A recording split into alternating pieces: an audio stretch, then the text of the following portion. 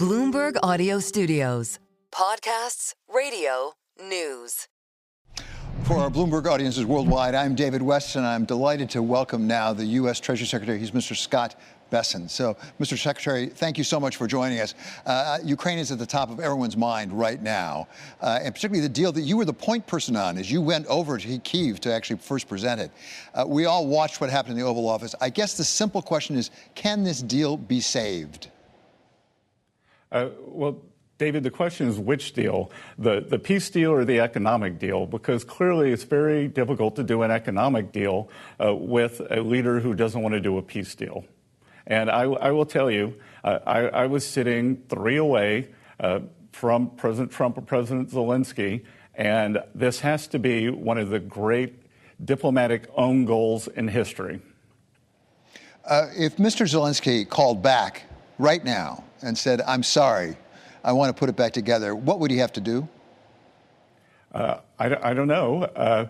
Mr. Zelensky and his team were taken out of the Oval, and they kept coming back with that message, and then they left the White House, and it's going to take a lot of repair. And, you know, David, the real tragedy here, maybe things can be repaired with the administration, but I don't know how the American people are going to feel. And more importantly, the economic deal, the meeting today, the real purpose was to show that there was no daylight between the Americans and the Ukrainians. So, you know, President Trump's idea was to show that with the economic deals, to show that we're more intertwined, and that would be a symbol to the Ukrainian people, to Russian leadership, and to the American people. And President Zelensky blew that up today. I'm not sure what he was thinking. As I say, you were the point person, really, for the administration on the economic deal. We all thought on the outside we were very close. In fact, I think many of us thought there'd be a signing today, that we'd have some form of economic deal today. Were we as close as those of us on the outside thought? Were you surprised? Again, I was shocked that President Zelensky would come into the Oval Office, behave like this, speak to the president, speak to the vice president, but more importantly, disrespect the American people like this. I know he's under a great deal of stress. He and I had a very heated exchange in Kyiv. I think the same thing may have happened between him and Vice President Vance and Secretary Rubio in Munich. And, you know, to come in and behave like this was unacceptable. And look, I mean, what better runway did he have that President of France, Emmanuel Macron, in the Oval on Monday? Yesterday, we had a fantastic meeting with Prime Minister Keir Starmer from the UK, and then President Zelensky today. I mean, you could not have asked for a better arc. And he walked in, and I'm not sure what he was thinking. Many of us have been in heated negotiations, not at this level, but still heated negotiations where people pound the table, they may walk out the door and things like that. And it's actually part of the negotiation. Is that what we saw today, or was this a more fundamental rupture? David, you don't do a negotiation with the President of the United States in public like this. That we were scheduled to have lunch afterwards, and that perhaps he could have brought up some of the points.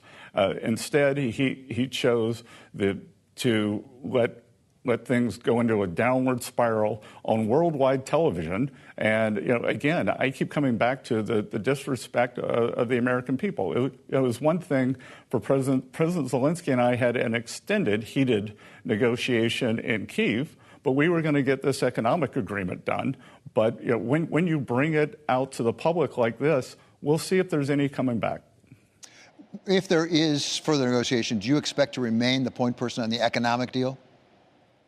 I expect to be the point person on the economic deal, but ultimately it's going to be up to President Trump whether he thinks that he can continue negotiating with President Zelensky. What is in it for Ukraine, the economic deal? Why is it in their best interest to sign this deal? The economic deal is a fantastic deal because if you think the U.S. is willing to co-join its economic interest with Ukraine. And like I said, a very, very strong symbol, potential for very high returns for Ukrainian people. And again, it was meant to be a very strong symbol to Russian leadership that the U.S. and Ukrainian people are more co-joined. And we have economic interest on the ground. Economic security becomes military security. The economy of Ukraine coming out of this, I thought our deal would have really been an accelerant to Ukrainian growth.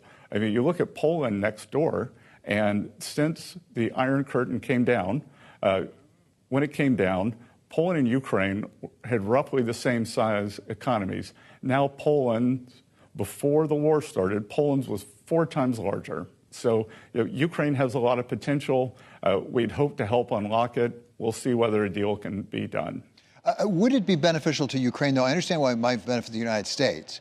You've heard some people like Larry Summers said to me, this is sort of like Versailles, except that the Germans were the aggressors in World War I. These are the victims. Why should they give up natural resources? What's wrong with that argument? Well, look, I think Professor Summers should comment on things where he has all the facts. And Versailles was debt. This is equity. We get nothing if the Ukrainian people don't get anything. It's win-win. So there is no debt component here.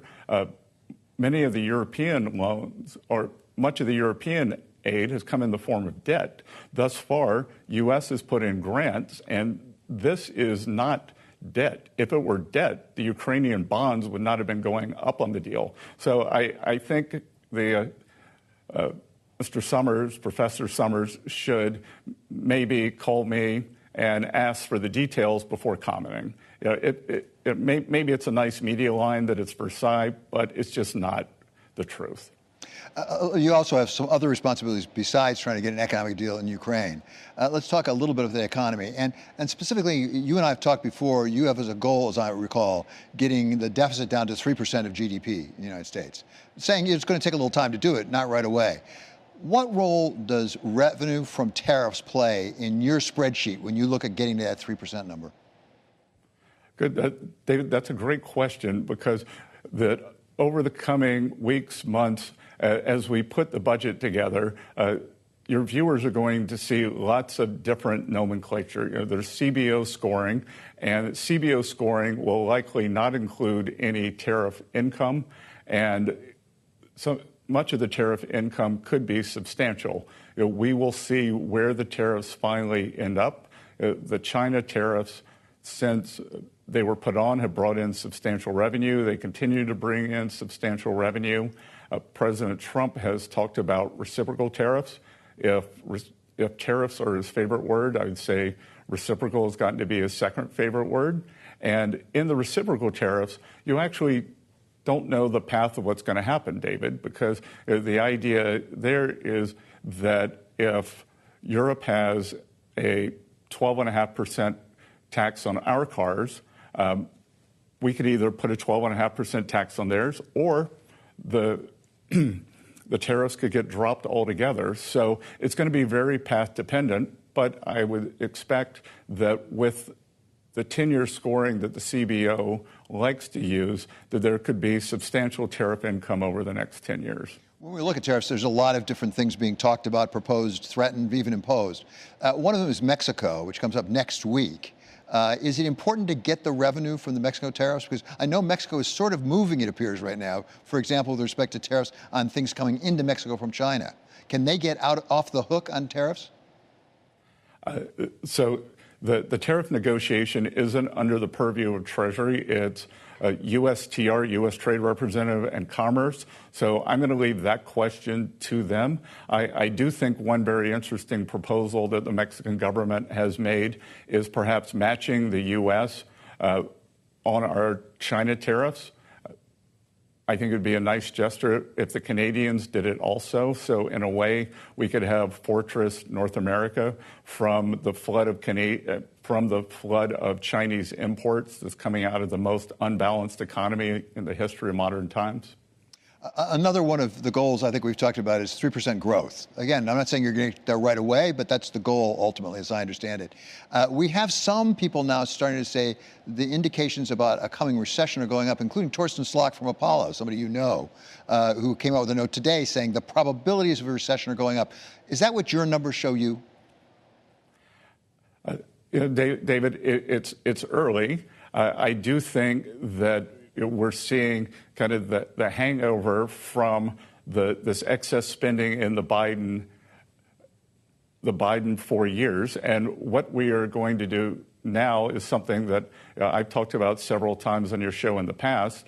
We're going to reprivatize the economy. And as we bring down government spending, and get the private sector moving again, that may not be a perfect one-to-one ratio, but I'm sure it's going to happen. President Trump said the other day, someone said, well, when does it become your economy? He said, probably 6 or 12 months out. I think I would agree with that. We also are seeing some numbers, some sentiment numbers. The consumer sentiment indicates that inflation expectations are rising. Now, that's not necessarily the hard numbers. We're not necessarily seeing it in consumer spending yet. Sooner or later, this has to come into sync. What do you think the American people get wrong as they anticipate more inflation? Well, I think, look, I'm not going to question the American people's current conditions because we're still living through this Bidenflation. I think that over the next 6 and 12 months, that as we deregulate, drill more American energy and establish our energy program and then make the 2017 Tax Cuts and Job Act permanent, get some certainty, that I think that we could very quickly go back to the Federal Reserve target of 2.0%. We've also talked about the 10-year, and you've indicated that the yield on the 10-year is an important indicator for you. That's on your dashboard as you assess how well the economic plan is doing. It's gone down to 4.2 from 4.4 since the election, but it's still at 4.2. Do you have a sense of, and I'm not asking for a specific number, but a range that would indicate this economic policy is working? Well, David, again, it's going to depend on how quickly the inflation drops, what the growth level is. But I would say that I believe interest rates have come down more than 20 basis points or 20-something since the election. And the other thing that's important is mortgage rates have come down and the spread on mortgages versus treasuries have come down since November, which I think is indicative of some of the things that we're going to do in financial deregulation. So the housing market is stuck now, but I would expect that the housing market sometime in the next few weeks is going to unfreeze. The other thing on the economy here is I having been in the investment business for 35 years, I'm used to anomalies, and we've got a lot of anomalies going here, whether it was the tragic fires out in California, the cold weather in the Northeast. So we're not really looking at kind of comparable data. Also, there's been a big jump in import data, or the level of imports in the economic data, and some of that may be manufacturers or consumers pre-stocking in anticipation of anticipated tariffs. Again, if you're looking at the yield on the 10-year, I'm curious about what levers you have as Secretary of the Treasury to pull or push to affect that. You've mentioned financial regulation and deregulation. What about the tax bill? Where are we on that? What will that do to the yield on the 10-year, and what are the likelihood of it getting passed? Look, I think we're pass-fail on the tax bill in terms of we're going to pass. We are going to get it passed. We started this week. I lead something that's called the Big Six. So it's the Treasury Secretary, Kevin Hassett, Chair of the National Economic Council, Senators Leader Thune, Ranking Member or the Chair of the Finance Committee, Senator Crapo, Speaker Johnson, and Jason Smith, who chairs the House Committee. So the six of us have started working on the bills. They're going into reconciliation. So I'm quite optimistic on the progress they're making. The House had a very close vote, but Speaker Johnson got it over the line. And again, I think that certainty will help establish the parameters. And then again, it's the deregulatory agenda and the getting energy prices down. So I think we could go back to target pretty quickly. And David, just for a minute, on the other side, what we're not getting any credit for yet that I'm very optimistic about is the Department of Government Efficiency, that I think that there are substantial savings to be found here. And there's a lot of low-hanging fruit. I don't know what the number is, but that's a pretty good story. So back to, if we can get growth up through deregulation and permanency in the tax cuts, and then cut spending, because from the first time I was on your show, we talked about this blowout government deficit. So we got to get that down. Well, let's talk about actually DOGE, and how material that is in your competition 3%. I understand you don't have a specific number, but will it be material? Because it is a very big budget. You have to take a lot of money off of the spending side to really make a material difference in that deficit as a percentage of GDP. Well, David, I think we can make a pretty big hit here. And the way to think about it is every $300 billion is 1% of GDP. So is there $300 billion of savings there? Maybe. Is there 150? But everything starts moving us back toward the target, and we're determined to get this down. President Trump at the cabinet meeting talked about balancing the budget. He asked me, how soon can we do that? And we'll see. But I do suspect, in terms of waste, fraud, and abuse, I think most of us think in terms of waste and abuse. I got to tell you that I'm slightly shocked at some of the fraud we're finding, and you're going to be hearing about more of that over the next couple of weeks. And finally, Mr. Secretary, when you went into this job, you had some specific goals of things you thought you could accomplish, like 3% growth, like getting the deficit down to 3% of GDP. Now that you're inside, and you've actually seen it from the inside, are you optimistic about making those numbers? And what's the biggest risk to that? Look, it's execution, and we go out every day. We try to, we have our goals. As we said, we've recentered on the 10-year, which is for capital formation, for mortgages. We are working on the budget deal. We are working on substantial deregulation. We're working on the president's policy of energy dominance. And if we get all those done, I think that it'll be easily achievable. But David, actually, I'll take back the word easily. What I am learning in Washington is nothing's easy, but everything's possible. Okay. Thank you so much, Mr. Secretary. Really great to talk to you. That's the United States Treasury Secretary Scott Bessent.